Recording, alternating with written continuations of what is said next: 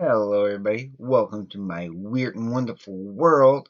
And before I begin anything, just very quickly, within the next couple of days, the mustache is going. It. I've kept it for about 2 months longer than. Well, no, 2 months. Uh, well, no, not 2 months. A little bit longer, yeah, a little bit longer than I was expecting. Maybe at least a good month or so. No, 2 months. Yeah, it was 2 months longer than I was expecting to keep it. I was expecting to shave it a lot sooner than this, but within this weekend it's gone. All right, to the main point. Now, the last couple of days, I made a video where I went through the '80s albums. First, first is the ones I own. Okay, all the iconic, and what I mean by iconic is that they're the more popular ones. This is the more of the consensus of what people consider like great albums and are like a must have. So I made a video where I showed all the ones that I from the just completely from the '80s that I own, and then I made a video the next day where I showed all the albums from the '80s that I still need. I mean, these are the these are the more priorities. Doesn't mean that I don't want other certain ones down the line too, like for example, but seriously by Phil Collins. I probably, if I ever see it, I might pick that up still.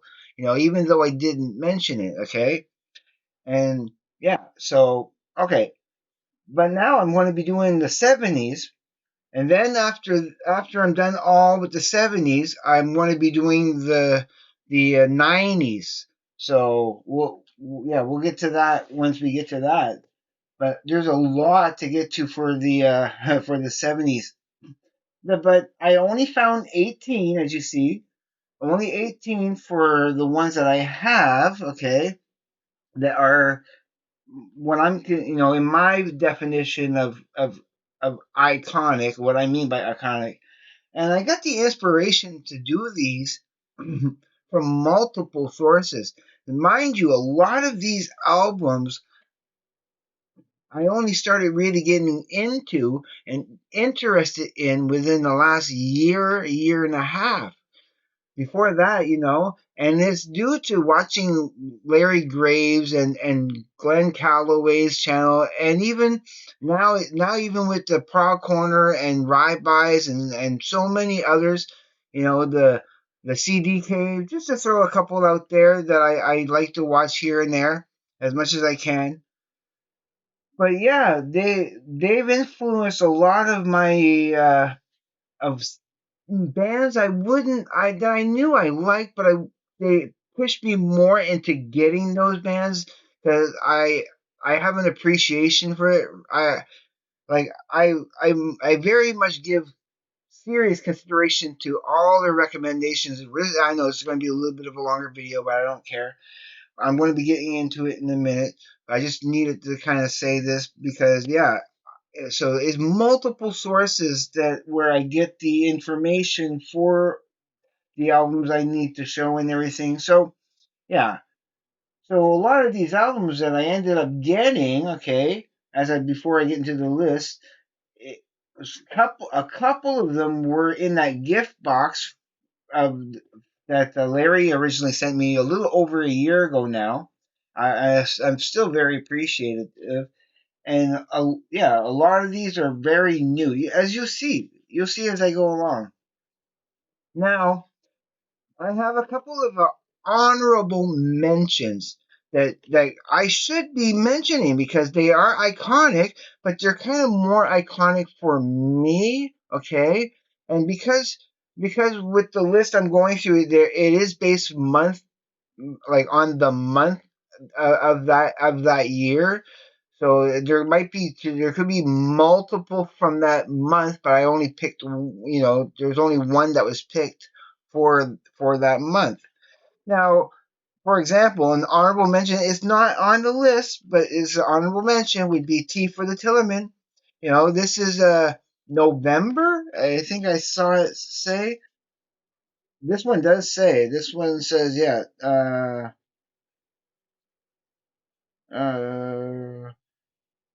I know I saw it here. Come on, where is that?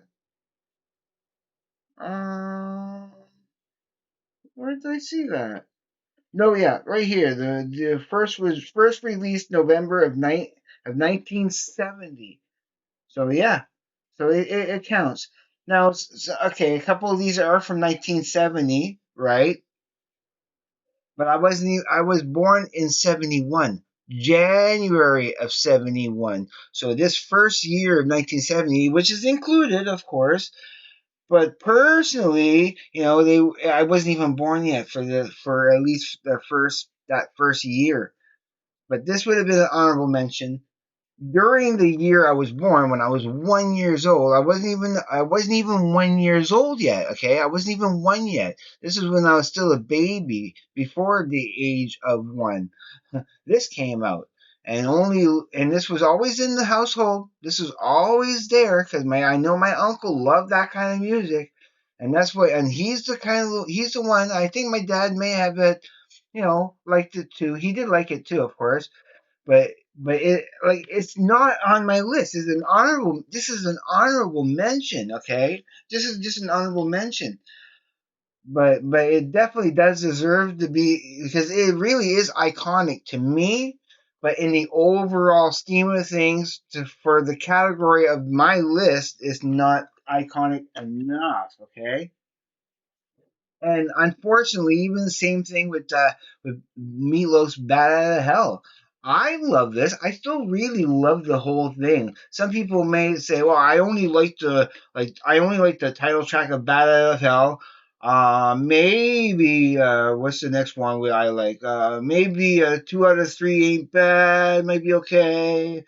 Paradise by the Dashboard Lights, awesome. They might say that only those, but I like the whole thing. I actually like the whole album. There's not anything I don't like. So I still like this, and I still want to play it because I know I enjoy it. All right, but those are honorable mentions. Now we're going to get into the meat and potatoes here, the actual albums, the 18 that I mentioned.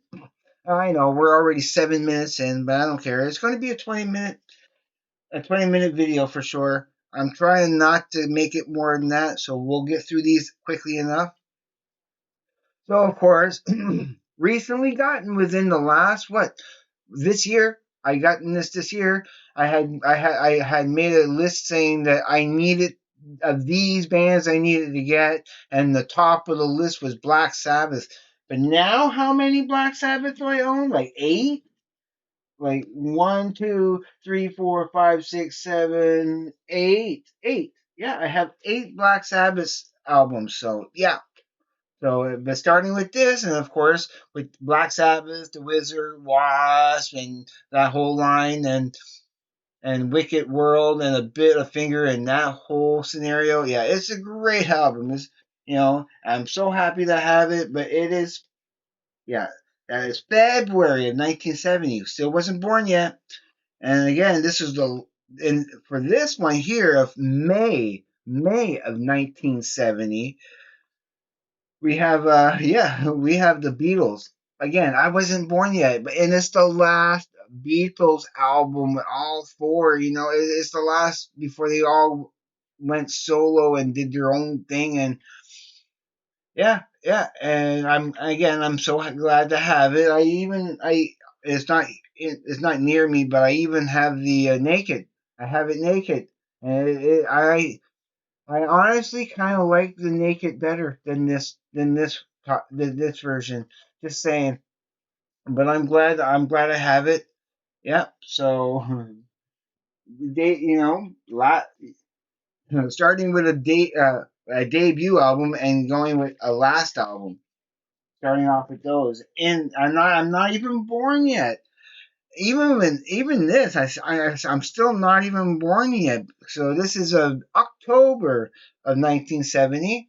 Boom, Led Zeppelin 3, which I just recently bought within the last couple of weeks. So yeah, almost so much of this I only bought within the last couple, like this year. This year I bought these finally.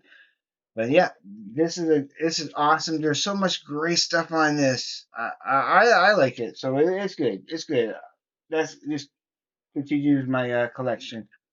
Then now we're going to go in July of 1971. So I'm now born. I'm a little itty baby, and then we got Black Sabbath, Master of Reality, which like a couple of weeks ago, a few weeks ago, uh, I was I have told the story, but I'm not going to go through it here. I want to kind of move along more quickly. But I've had it. I put this on at a certain time, and a certain I was feeling a certain way due to certain circumstances. Okay, and I had put this on, and starting off with Sweet Leaf. Uh, this album just like it just hit me so much harder than it ever hit me. I was listening to it in the earphones and everything, and it's like, oh, I love it. Everything off it. Every song that came up, it was just so mesmerizing, and I was 100% immersed in this album.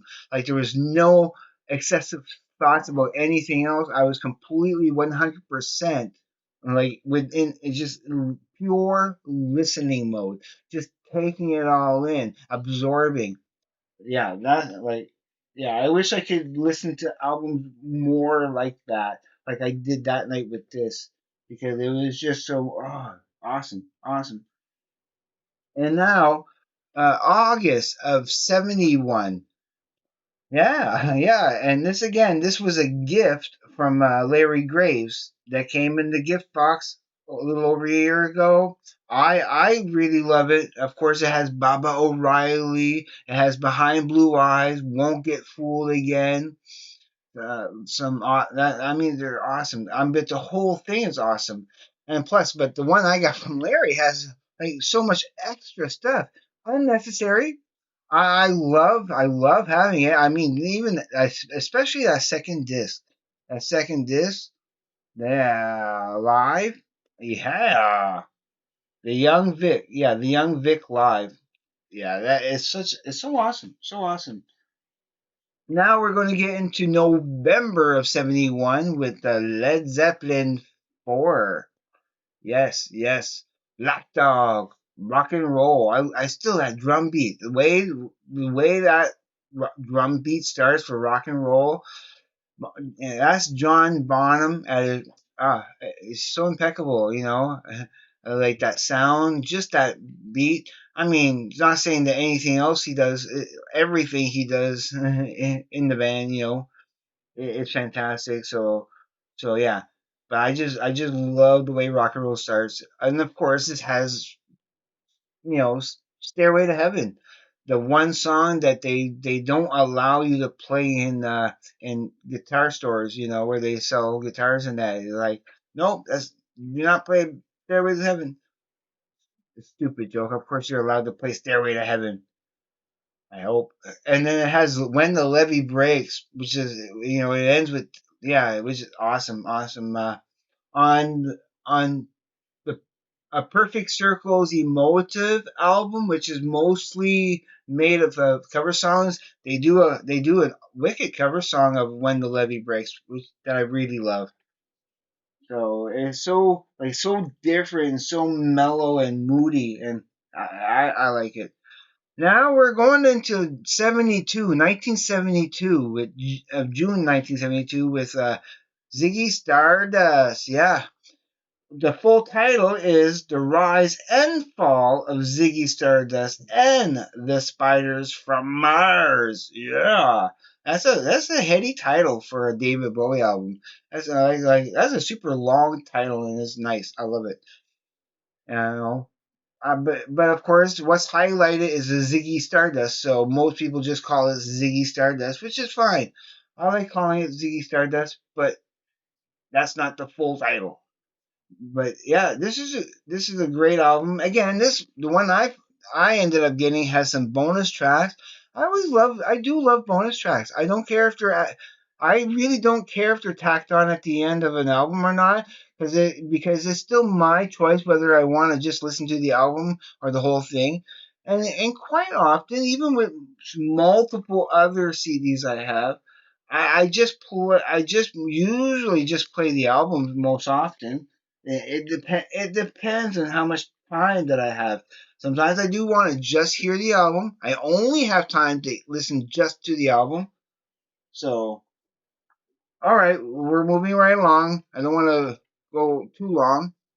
Again, this might be up to 25 minutes. I'm trying to keep it shorter. So, yep. So in September of 72, we have Close to the Edge by Yes. Yeah. And I hear this talked about a lot. And then I had to get it. Again, I got so much. This I went and bought brand new at Sunrise Records. I remember where I bought it, Sunrise. And it has all that bonus tracks, which I don't necessarily need. I just need the main three tracks and all that yeah, all that bonus stuff is like, yeah, it's just bonus. So but it's cool that I have them. But again, most often if I just want to listen just to the album, it's just the first three songs and that's it. All right. Yeah, now again with this guy, with this person, and I already put an honorable mention, right? But in the eyes of the general public, this one's a little bit more iconic, okay, as compared to some of his other albums. This is why this is on the list, and this is the only one in here that I have for 1973, February of 1973, Billion Dollar Babies. Yes, we're going with Billion Dollar Babies from and I love Hello Hooray. I love Elect It. Elect It is awesome. The title track of Billion Dollar Babies is uh, always great. This one here has like again one of my favorite songs is No More Mr. Nice Guy. You know, not to be confused with the Sparks song. You know, so but yeah. So this is much better, of course. And remember, Sparks came up with the title before before Alice Cooper did. Just saying. All right, continue right along. I still got a little bit more to go through here. We're going to now go into 1974, and the only one I have for 74. I ended up getting this, even though it's secondhand. It's still in fabulous condition. I love how new it still looks. And this was suggested, by watching Glenn Calloway from the Basements channel talk about this album. And what I love on it is that it has I Shot the Sheriff. Yes, I'm talking about Eric Clapton's 461 Ocean Boulevard. And yeah, that's July of 1974, and that's the only one I have in 74. But yeah, I love it. It also has Willie and the Hand Jive, which is another cover song that I think is pretty cool how they did it on this. I like it. It's really a cool album. This again, the next two actually are gifts from and yeah, the next two, the only two I have for 1975 are actually both gifts from Larry Graves in that package he sent me a little while back. And so, of course, it had this one of Bob Dylan's Blood on the Tracks, which I'm so happy to have. It's actually a really good album. So, but it's an iconic album for 1975 for January. So it counts. It came out when I was when I was 4 years old. 4 years old. So that wasn't in my radar. Again, if it wasn't for Larry Graves sending it to me in the first place, and then and everybody always talking high, I always liked Bob Dylan anyway. My favorite song for the longest time, for my like one of my first real favorite songs of Bob Dylan's for is Subterranean Homesick Blues. Yeah, that one's always been my favorite song from Bob Dylan. But yep, that totally counts. Is on the list. And so is this one here for May of 75. This is for May. It's Venus and Mars, Paul McCartney and Wings. And again, this was a gift from Larry Graves. It's a two disc. It has a bonus disc on there of awesome stuff. So remastered album and bonus audio. So I love again. It has a Junior's Farm and some of that later stuff of the the Soily Babyface, Lunch Box, Odd Sock, Fourth, all that cool jazzy bluesy stuff at the end there. I love it, love it. Oh, excuse me. Again, this is a recent purchase I got, and I believe I got this on Record Store Day. Yeah, yeah. So this Fleetwood Mac Rumors finally have it. Like I had just the CD. I still have the just the CD laying around here somewhere in a pouch because I didn't have the case and cover. To me, I when I get something I need, like I had the CD, but I had to have the whole package. That's the collector in me. That's just who I am. So when I get something like, especially something, this is such a great album, and this, of course, this is the only one I have for 1977, and this is for February of 77. Yeah.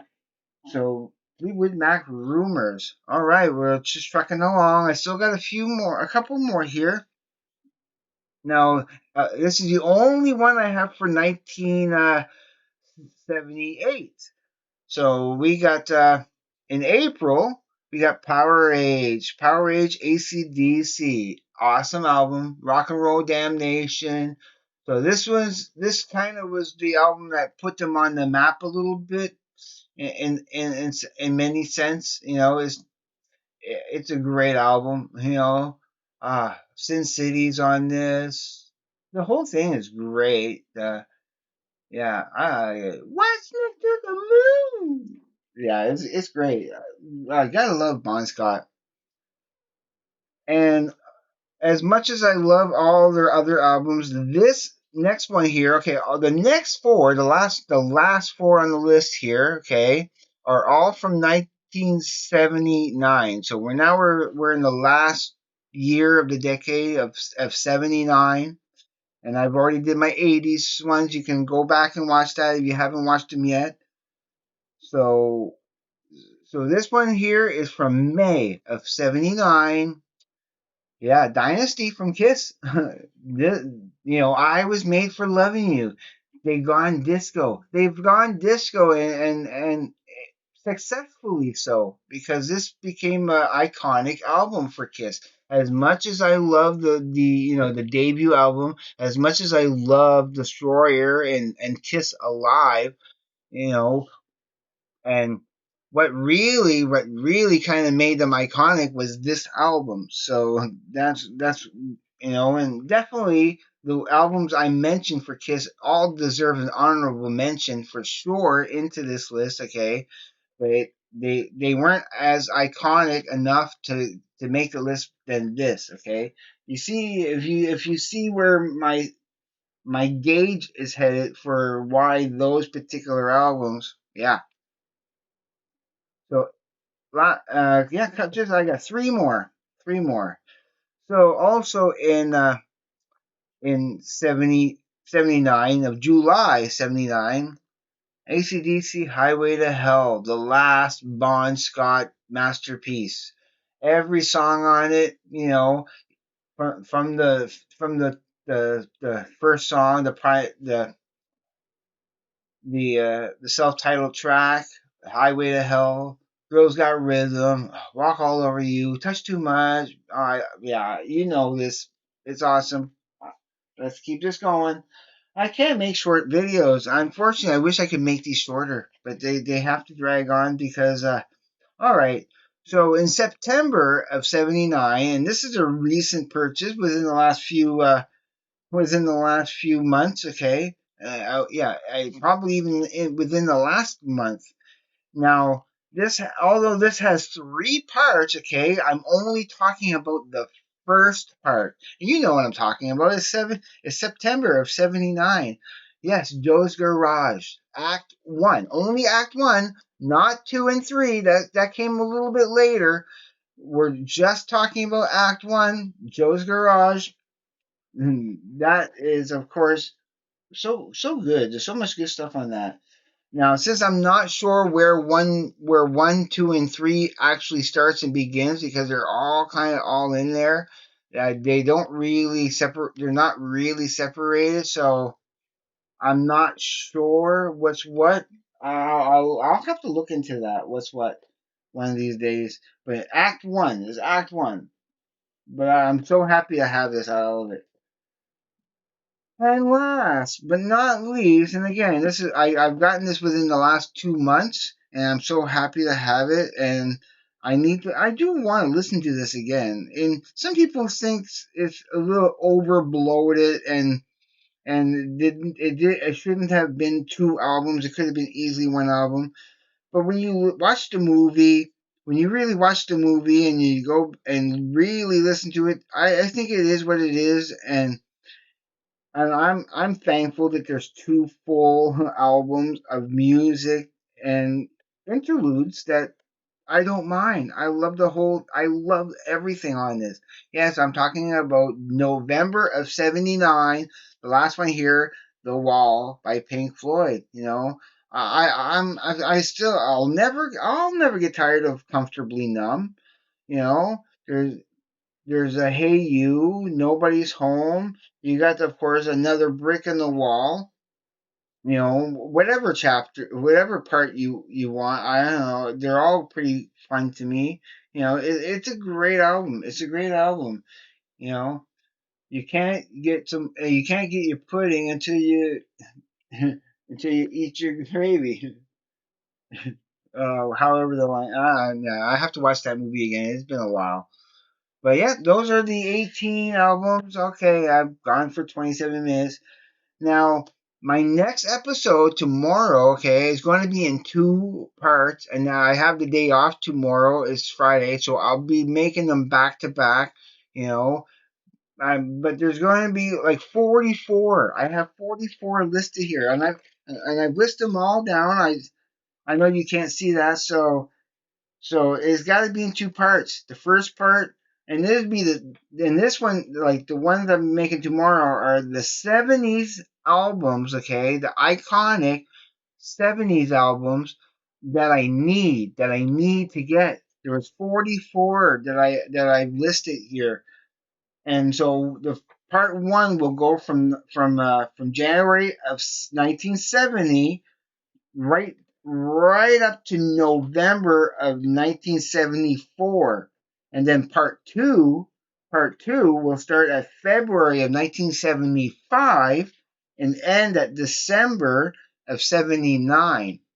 So that's why, yeah, it's going to have to be in two parts because they're going to be at least 20 minutes each. So instead of making one 40-minute video where I showed all of them, no, I'll break it up in two. You don't need to watch them right away, but I do urge you to watch them both, in order. Even if you wait the next day or so to watch the other one, it doesn't matter. As long as you watch it. All right, so I'm going to let you go because we're hitting 30 minutes there, and I'm sorry for making all these longer videos, but I know some people will like the longer content. But shortly there, once I'm done this little series that I've started here, I will go with the shorter episodes and get you some cool stuff too. I want to try to make. I want to after I'm done this series. I'll do everything to keep them like 20 minutes, under 20 minutes. Okay. All right, everybody. I'm letting you go now. I'm just going to close. So everybody be safe. You know the drill. You guys know what to do with the likes and the comments.